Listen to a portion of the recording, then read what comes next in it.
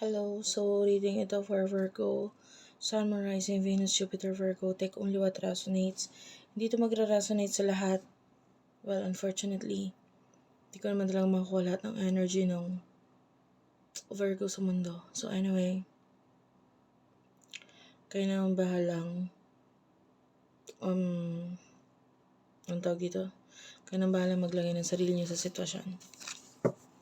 Nag-live ako dun sa Facebook page na Madam P. Medyo natutuwa ako or medyo nagigets ko na siya kasi madalang ako mag-live, diba? So, maaaring mapadalas or doon ako mag-live sa mga susunod.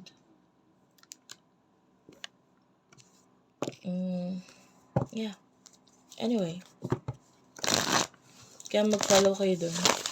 Yung ila-live ko next is, ang tawag dito? Astrological naman na live. So, sana maabutan nyo ako doon mag-live. Walang particular date or time kasi honestly, kung kailan lang ako magkaroon ng free, doon ako mag-live. And if you want to book a reading with me, Madam P, doon lang sa Facebook page namin. Tagal ko rin din nag-video ng tarot reading na kita yung mukha. Medyo naninibago. Nakikita ko yung aura ko. Kita niyo ba yung aura ko? Ito sa part na to. Like the color here. Ayan yung aura. So, comment mo dyan kung nakita mo anong color. Comment mo anong color ng aura ko. Anyway. Mas kita siya kasi white yung background. Kaya naninibago din ako. Anyway, main energy mo for the sign of Virgo. 6 of Cups, okay? Wait lang guys, may aayusin lang ako. Maliit lang kasi yung space ng aking table. Magbabawas ako ng mga nakapatong. Hindi ko na nagawang ayusin kanina bago mag-reading. Sorry naman. Medyo kakatapos ko lang kasing mag-live so nagpahinga ako ng konti. Tapos balik na naman ako sa tarot reading. Ayan. So kaya hindi ko na naisip hindi ko na naayos yung table. 6 of Cups, what's with the 6 of Cups? Nag-end ako sa live ng medyo, yung last kong niread, medyo nakadrain siya ng energy. Kaya ako na mahinga. 6 of Cups, 10 of Cups. This is your main energy, Virgo. Well, nakakita tayo dito ng happiness sa'yo, especially sa area ng family. Yung iba sa inyo, pwedeng may mga area sa home mo na or people sa tahanan ninyo, na nagiging dahilan for you na maging masaya ngayon. The Sun, tapos with the World, parang ano nagbibigay ng completion sa'yo, parang nakukumpleto yung araw mo or nakukumpleto yung naging masaya ka, or yung buong tahanan ninyo because of this completion. Okay? The Sun and Moon. The World. Oh. Bottom of the deck. Nandito si the Sun, the World, at saka the Moon. For some of you, you could be dealing with your twin flame. Kasi it's like a yin and yang energy. So, twin flame energy yun.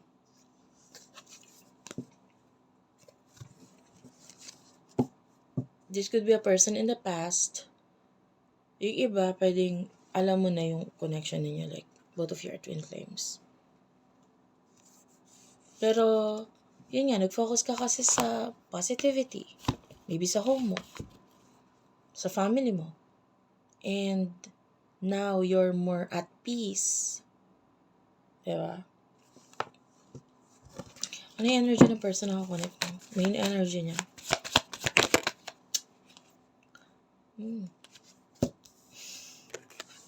Hindi ko to in-expect. Kasi ang ganong energy mo eh. Parang masaya ka lang, ganun, happy lang. Yung person mo, 9 of Swords. Can you see the 9 of Swords? Sobrang nalulungkot, nai-stress, nasasaktan. Actually, habang, ba't ka naman ganun? Ang ganda-ganda ng energy ko, diba? Ang saya-saya ng energy ko, biglang. Yung person mo nakakaasar yung energy niya. Aray. Wait nga. Ayun. So, nalulungkot siya, nai-stress siya, nasasaktan siya. Kasi, parang hindi na siya sure regarding energy na may kinalaman sa child. Especially kung yung person is may anak. Or maybe pamangkin. So, parang may pamangkin or someone na close sa kanya. Parang hindi na siya sigurado regarding that child. Kung anong plano in the near future or in the future with regards dun sa bata na yon. So, pwedeng ito yung, dito umiikot yung kinai-stressan niya. Yung kinalaman sa child. Wait nga lang, babalik ako. Ayan, I'm sure, ayan, hindi nyo na malaya na umalis ako, diba? Of course, pinost ko yung video. Sinarado ko lang yung cabinet dito sa likod. Diba? Kasi parang,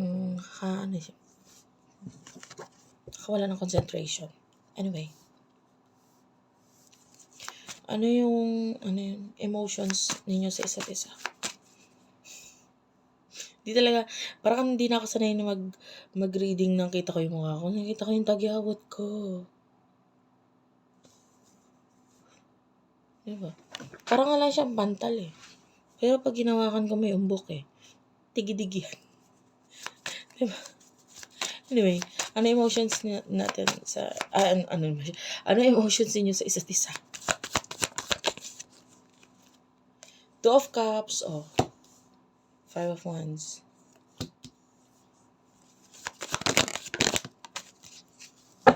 Four of Swords and the Magician. Energy mo,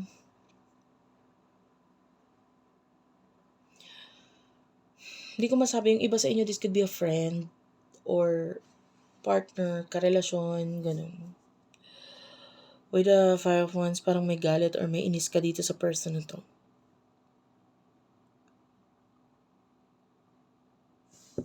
Bakit may galit? I want to clarify. Okay, yung iba na naman sa inyo, pwede may kinalaman sa iyong career. Kung hindi ka nakarelate dun sa dalawa, nabilanggit ko. Kasi may nakita akong, like, career energy dito. Na, na parang,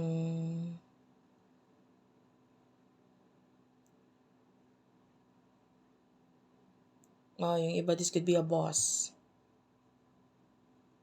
Pero pag nainis ka sa kanya or may galit ka dito sa person na to, wala akong nakuha ang energy mo regarding dito sa person na kakonect mo. What I see is that yung mga tao sa paligid mo.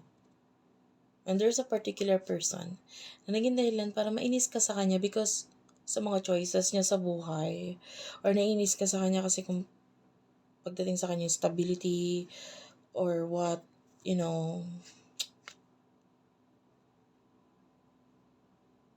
when part of you is parang nainis kaya kasi parang gusto mo siyang sisihin na kaya ka nagkakaganyan. Yung iba lang hindi lahat. Kaya ka nagkakaganyan kasi ganito ka, ganyan. May pagka-judgmental ka sa part na yun. Anyway, alam mo kasi, you are a Virgo. So part of you, very detail-oriented. Detail-oriented. Nakatingin ka sa details. and you're very analytical. So, may part sa'yo na ayaw mo lang mag-comment, pero alam mo kung bakit nagiging ganito tong taong to. Kung bakit, like, naiinis ka lang sa kanya kasi ang mga ginagawa niya, choices niya sa buhay, especially regarding sa stability niya, work niya, career niya, whatever, is parang sablay para sa'yo. But anyway, yung person na kakonect mo, for swords, the magician, stress talaga siya ngayon. I feel like this is a person in the past na pwedeng siya. Minsan na siya nagsabi sa'yo regarding sa nararamdaman niya. Like pwedeng may sakit siya or what. Minsan ninyong napag-usapan yung mga ganong bagay, mga nararamdaman niya, especially sa health niya. The magician. What's with the magician? The magician is showing to me as King of Cups, oh.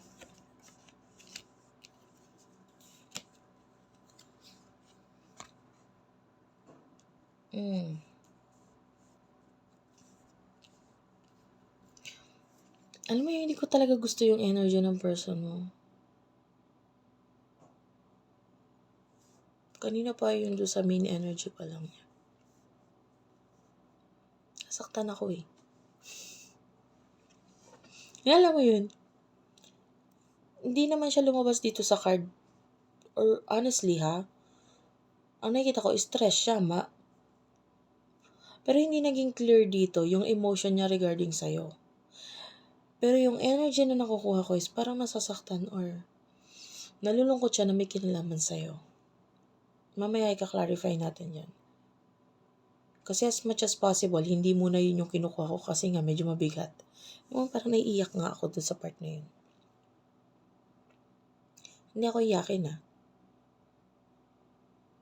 Hindi din mababalo ako. Pero yung energy lang ng person mo, para sa mga hindi nakakalam, kasi guys, pag nagre-reading,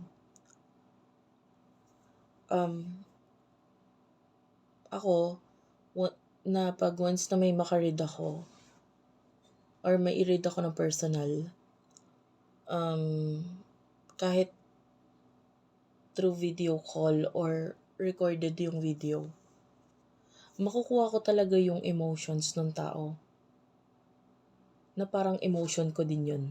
Na parang ako mismo yung nakakaramdam. Kaya, etong person na kinukuha natin na energy, ganun yung energy niya. Nalulungkot siya, nasasaktan siya. May kinalaman sa'yo.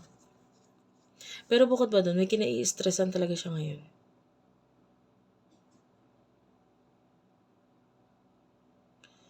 Ang energy kasi parang niloloko niya yung sarili niya. I just saw the number 1331. Pagtingin ko dun sa phone. So, this could be a twin flame connection.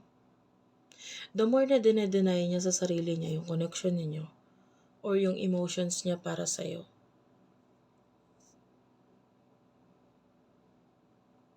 lalo siya nasasaktan.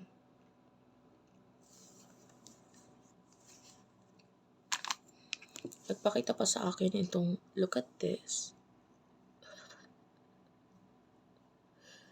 This is my bracelet na elements or mga kahoy naman siya. Pero ngayon ko lang ngayon lang nagpapansin sa akin itong kahoy na ito. Tingnan mo like it's nakakalungkot na energy. Wala naman siya face before, pag tinitignan ko. Ngayon na lang nagpapansin. Nalulungkot yung person mo ngayon, nasasaktan siya. Parang may takot din siya na may kinalaman doon sa child.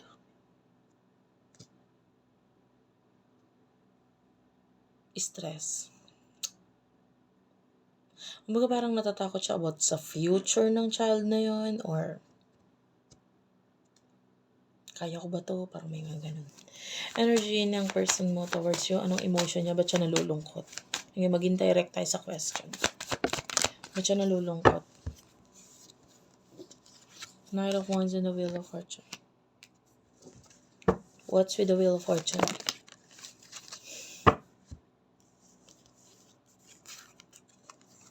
Ba't ang hirap mong i-let go?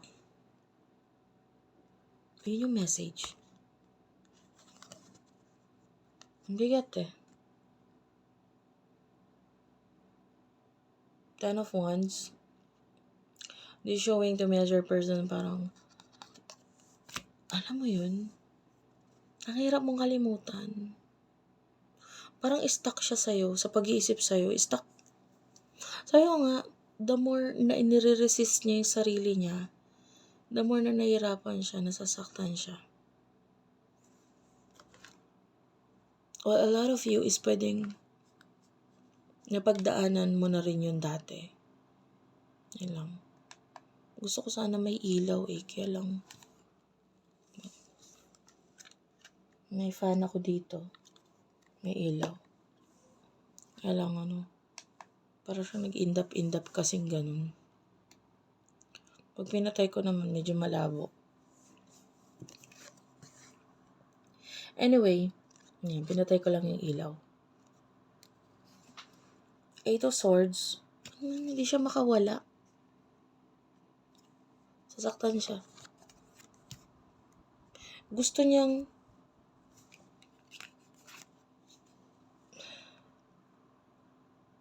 ayoko talagang kunin yung energy ng person mo, nakaka-asar.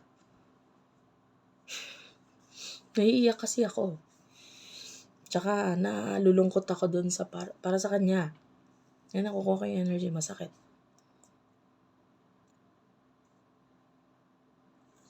And may energy na parang pinipilit kong kalimutan ka pero hindi ko kaya, hindi ko magawa. Tinatry ko ng ilang beses.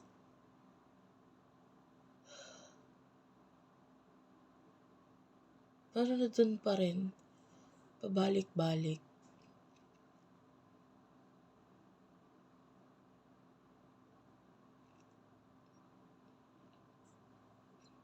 Ano yun? May times maliligo siya. Doon siya nag-i-internalize eh. May times nag-i-internalize siya habang naliligo. Yun nakukuha ko. Basang-basa yung katawan tapos sobrang sad ng energy. Ito, Five of Cups. Bottom of the deck. Ito mo yan? Sasaktan siya. Pinipilit niya maging matigas. Alam mo yung namatay yan. Tapos, like, pinipilit niyang wag umiyak or wag ipakita sa iba na affected siya. Especially yung mga namamatayan na yung lalaki. Of course, if you are lalaki, you would understand eh. Diba yung mga babae, kailangan nila ng comfort, ganyan. So, ayokong umiyak as much as possible para ako yung maging sandalan mo. Parang ganun yung energy. So, yung feeling ng person na to for you, pinipilit niya maging matigas kasi saktan siya, pero hindi niya pwedeng ipakita. Ganun. Nag-get mo yung point. Get mo. What will happen in the near future for you? In the near future for you. Four of Cups is here. Eight of Wands. Okay.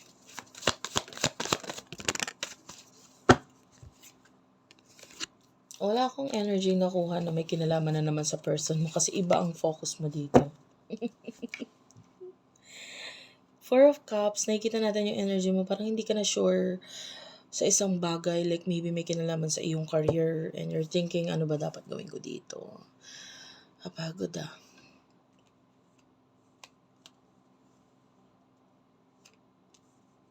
So, ayun. And, tell me about this. Maybe kung hindi man career, this could be friends. 3 of Cups. Parang gusto mo na namang mag-hermit mode. Tipong, sarili ko naman yung gusto kong,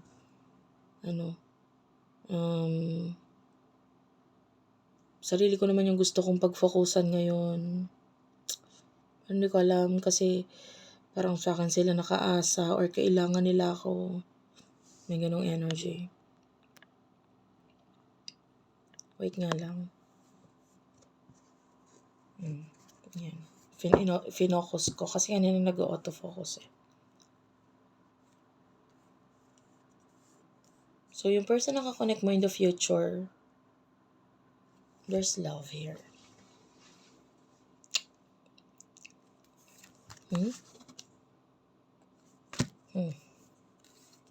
And the Justice card, lumalabas ito like honesty mula dito sa person na to. Yan lang. Try ko nga buksan yung ilaw. Sana hindi na siya mag-indap-indap. Baka lobat lang kanina yung electric fan. Anyway, the Justice card, so this is about being honest in the future, no?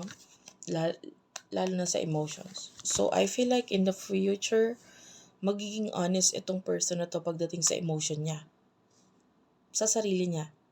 Like, pwedeng, ang hirap namang i-deny sa sarili ko na gusto kita or mahal kita. Diba? Tell me about this. What's with the 6 of Swords?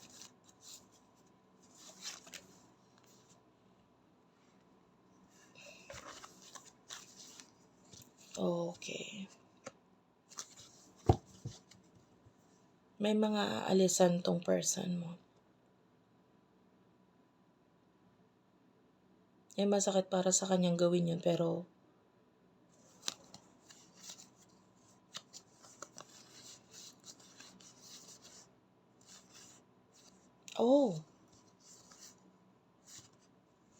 it could be a home or another relationship na wherein may pagsasama or yung iba live-in or marriage pa nga eh. Yung iba. And ngayon, pwedeng nagkakaroon siya ng thoughts or pag-iisip regarding the future of the child. Kasi nga, medyo, anong gagawin, diba? Anong next step? Pag umalis ako dito sa relationship or connection namin ng person na nakakonect ko ngayon. Parang ganun yung energy. Pero yung person man, parang nagiging realistic lang siya, lalo na with the 5 of Swords. Parang anong gagawin natin? Yung ganun talaga. Gusto kong kunin yung other person na involved dito sa connection. Kasi nakakaramdam tayo ng may other person. Involved.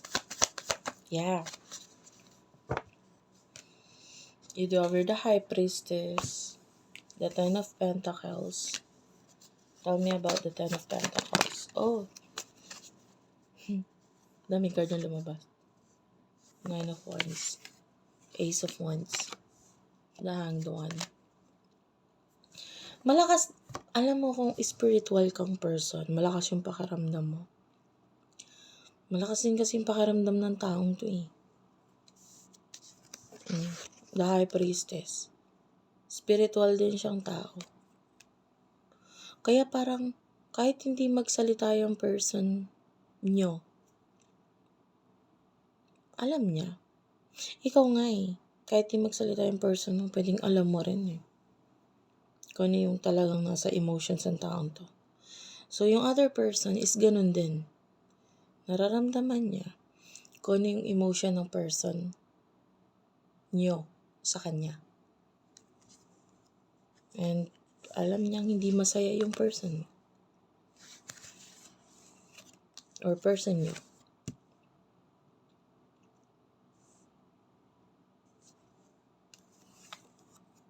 And you discover the Hanged One. Parang konti na lang bibitaw na. So,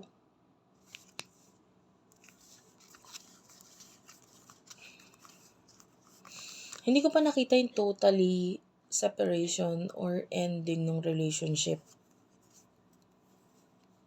Pero nandun yung unti-unting nagkakaroon ng, alam mo yan, agwat.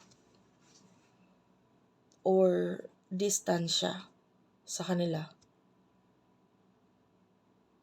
No?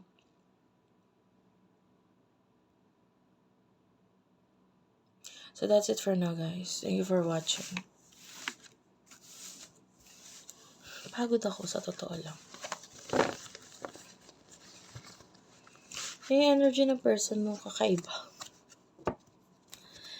Yung energy niya, yung energy mo wala ka naman pakialam. Energy niya lang ako napagod. Tsaka parang masakit. Thank you for watching, guys. I love you all. And comment mo yung aura ko ha, kung nakikita mo. Kita mo ba? The color of my aura. Kita siya dyan eh. Diba? Wala lang. Ayun. I love you all, guys. Thank you for watching and bye-bye.